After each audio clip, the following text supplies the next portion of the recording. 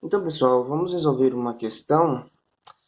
E nessa questão, eu vou aproveitar para explicar o funcionamento de um calorímetro, beleza? Então, pause o vídeo, leia a questão atentamente, tente resolver e já eu volto com a resolução, beleza?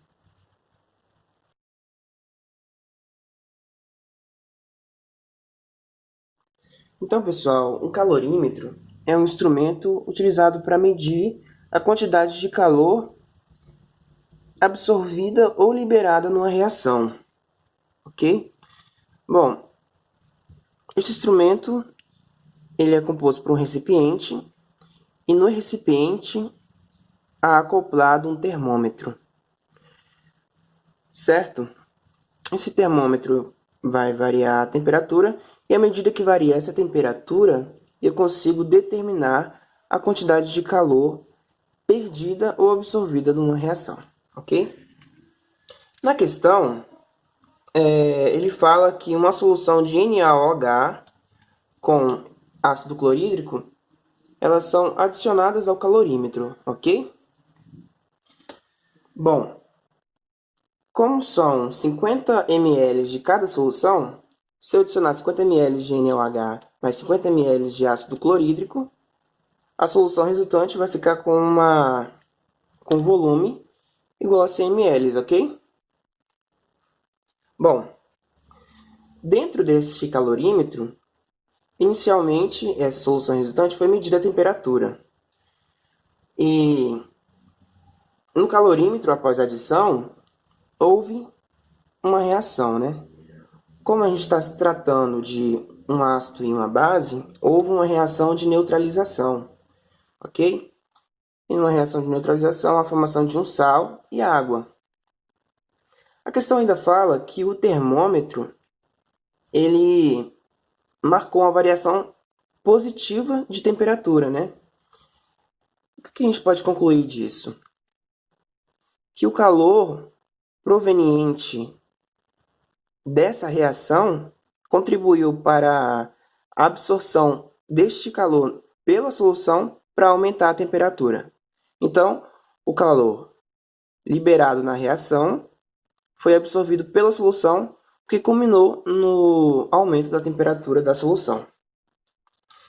Considerando, então, gente, um calorímetro ideal, ou seja, que não há perda de calor para a vizinhança, ou até mesmo para o próprio calorímetro no recipiente, então todo o calor cedido na reação é igual ao calor recebido da solução, ok? E como a gente tinha falado anteriormente,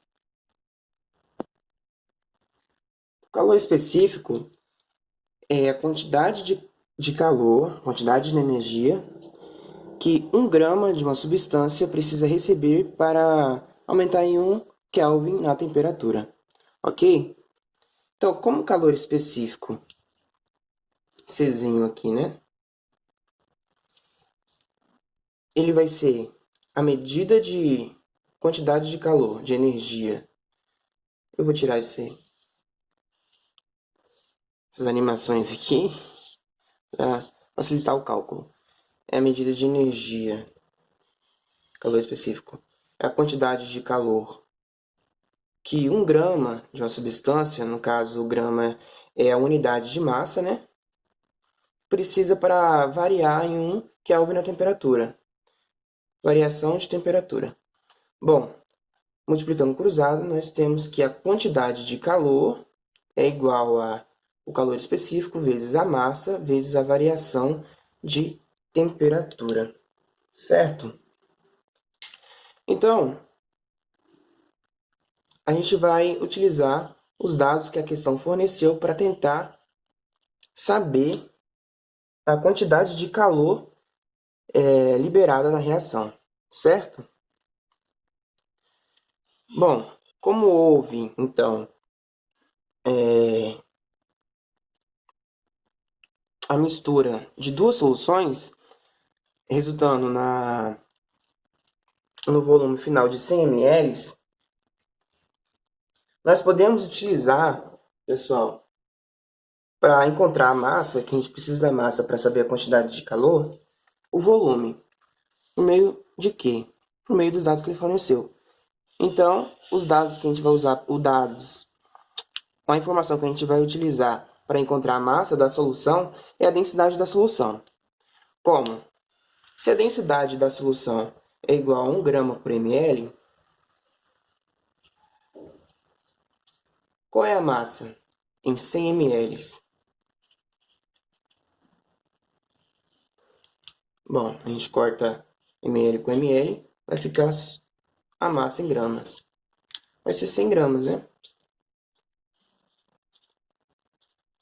De solução.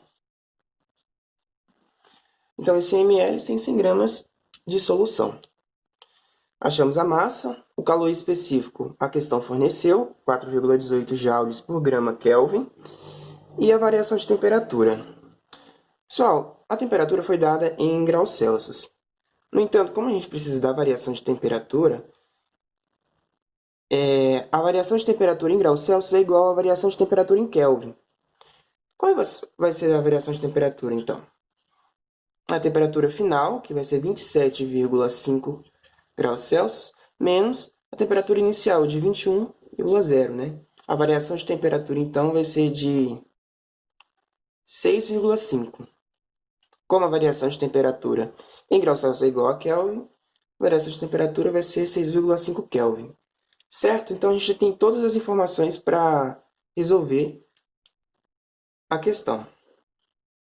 Ok?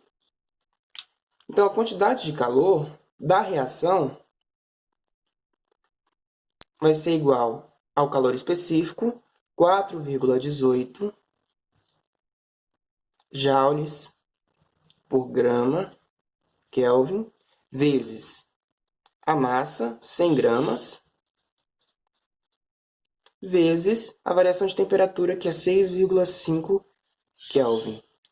Entendeu? Porque a gente precisa da temperatura em Kelvin, justamente porque o calor específico está em Kelvin, e para a gente saber a quantidade de calor, as outras unidades precisam se anular. Então, Kelvin se anula com Kelvin, grama com grama, e joules é o que sobra, né? Justamente que é o calor recebido. Vai ser 4,18 vezes 100 vezes 6,5 joules. O calor da reação, que é o calor recebido, vai ser 4,18 vezes 100 é 418. 418 vezes 6,5. O calor vai ser igual a... Bom, resolvendo essa questão, resolvendo esse cálculo, nós temos o calor vai ser igual, o calor recebido pela solução vai ser igual a 2.717 joules. Joules. Certo? Como o calor recebido pela solução vai ser igual ao calor cedido pela reação,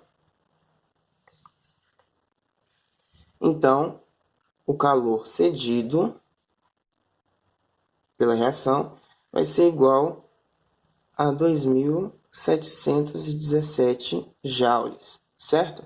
A gente calculou o QR, que é o calor recebido pela solução, é igual a 2.717 joules. Como a reação liberou energia, nós temos que colocar o sinal negativo aqui, porque houve a liberação de energia.